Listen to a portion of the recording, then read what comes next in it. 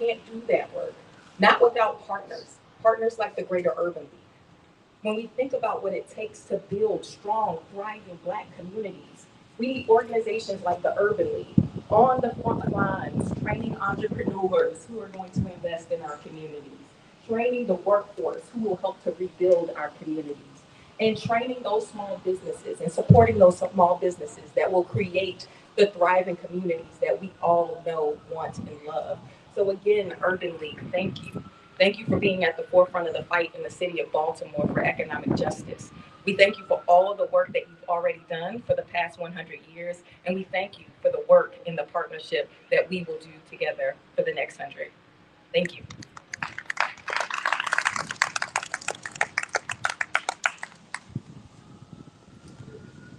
Thank you, Faith, and thank you to all of our civic leaders who partner with the Urban League. We know your task is not easy. We have watched a lot of our civil liberties repealed last year. So it is so important, and we appreciate you and appreciate the partnership that we have with you. So now we will hear from the Greater Baltimore leaders. Our COO, who is doing an amazing job, and she will, if you can come, here, and she will introduce our great leader. Yeah, give it up. That's right. There we go. This is for her. Hey everybody, Shea Rice, and I am the COO of the Greater Baltimore Urban League. I'm here to introduce an amazing man to the Greater Baltimore Urban League. It is my honor to introduce Mr. Ricky Smith, a distinguished leader in our community.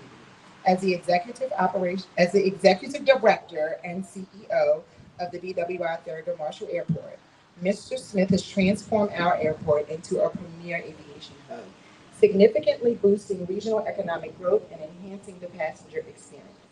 Additionally, in his role as board chair of the Greater Baltimore Urban League, he has championed initiatives that promote economic empowerment and equality, fostering opportunities for education, workforce development, and entrepreneurship across the Greater Baltimore area. Please join me in welcoming Mr. Ricky Smith to share the Greater Baltimore's latest developments and future plans.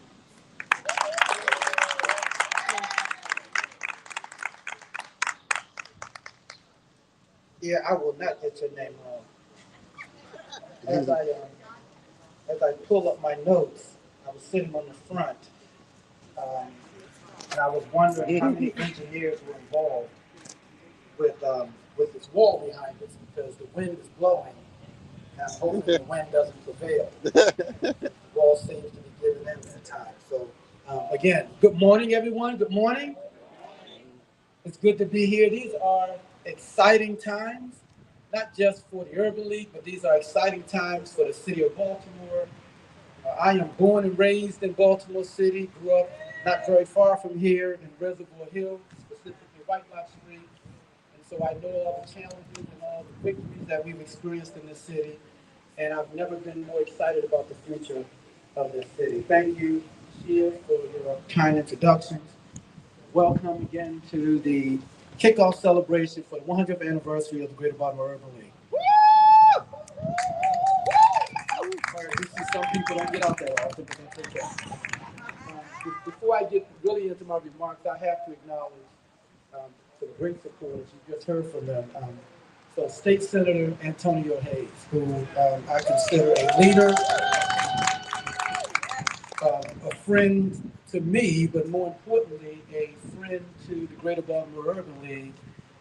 I have the great pleasure of working with him on issues related to the airport and the legislature, as well as issues related to the Urban League. The Urban League, at some point, will be announcing a major initiative related to this campus. And the funding for that has everything to do with the leadership of Senator Hayes. I want to thank you for your steadfast leadership. State Delegate Marlon Lamprey, your leadership is unparalleled. I want to apologize for you for having to sit next to the guy with that uniform on, but other than that, I think things do get better. Faith, um, I've admired you for some time now as you've moved up into leadership, greater leadership positions in the city. We know where Mayor Brandon Scott's heart is. If his heart wasn't here, you wouldn't be here. So thank you so much for being here. Thank you for your leadership. Councilwoman Felicia Ford, I think this is the first time I've heard you speak. We need to hear you speak more often. You're a fiery speaker. We should have given you 20 minutes. Um, and then my good friend who we have not heard from yet, but I think we're going to hear from Kobe Little, right? Where's Kobe? Okay, that's not Kobe. Okay, there he is, our good friend. We talk about the 100th anniversary of the Urban League. You know, throughout that 100-year period, the Urban League and the NAACP have been side by side, taking on the many issues that have ailed our community. And Baltimore couldn't have a better leader. Maryland couldn't have a better leader than Kobe and the work that he's doing to lead Maryland. So, Kobe, thank you for being here. So, with that being said, so it doesn't beg the question, but I'm sure the question remains, why are we here? So we're here today to launch the year-long celebration of the Greater Baltimore Urban League's 100th anniversary and the Greater Baltimore Urban League's new strategic plan, Legacy Reimagined. Exciting times again as we're going through for the city.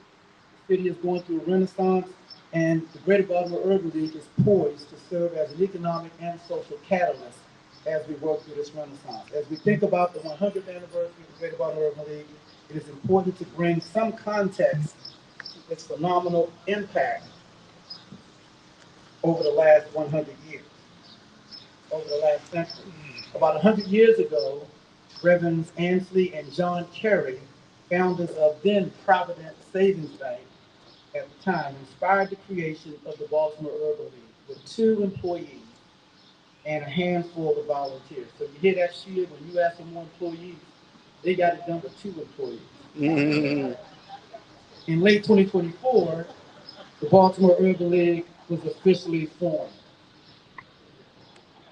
The Baltimore Urban League, you notice I'm referring to it as the Baltimore Urban League, not the Greater Baltimore Urban League, eventually grew to become recognized as the conscience of the community. And as with today, a service organization, the Baltimore Urban League served the community by addressing dire issues related to health, education, employment, and housing. As the organization continued to grow in stature, it expanded its role in the community as a thought leader on public issues, public policies benefiting many African American community members and institutions, like Providence Hospital, Mondawmin Mall, and many others. In 1992, the Baltimore Urban League relocated from Mondawmin Mall, as Senator Hayes alluded to, from Mondawmin Mall to its home now, the Orchard Street Church. In 1999, the Baltimore Urban League grew to a staff of over 72 paid employees, supporting 15 programs operating in 4 service locations. Around 2016, the Baltimore Urban League, under the leadership of our good friend, is he here? J. Howard Henderson? Our great friend, the former leader of the Urban League, led the effort to rename the Urban League to the Greater Baltimore Urban League, recognizing the greater responsibility and the greater region that the Urban League represents. So today it stands among the top 10 affiliates in the National Urban League system, and its legacy continues to be that of impact. So, a future of promise. As we lean into this future of promise, the future of the Great Baltimore Urban League has never been brighter. GBUL is powered by a strategic plan entitled Legacy Reimagined that will serve as the roadmap for the Greater Baltimore Urban League over the next 5 years. Legacy Reimagined is an expanded vision where every resident thrives and has access to quality education, economic prosperity, wellness, and social justice. Legacy Reimagined reaffirms a mission to enable African Americans and other minorities to secure economic self-reliance, parity, power, and civil rights. Legacy Reimagined launches a 4-pronged strategy to position for economic self-reliance, affect public policy through thought leadership, eradicate barriers to equal opportunity, equal economic and social participation, and expand responsible, efficient, and collaborative management of Greater Baltimore Urban League affairs. Legacy Reimagined builds on the transformation of the past by engaging bold and impactful strategies for the future. In the coming months, the board will appoint a new president and CEO that will represent the bold leadership inspired by Legacy Reimagined. In the coming months, Greater Baltimore Urban League will announce ambitious plans for this headquarters facility campus that will lay the groundwork for enhanced organizational viability and promote community engagement.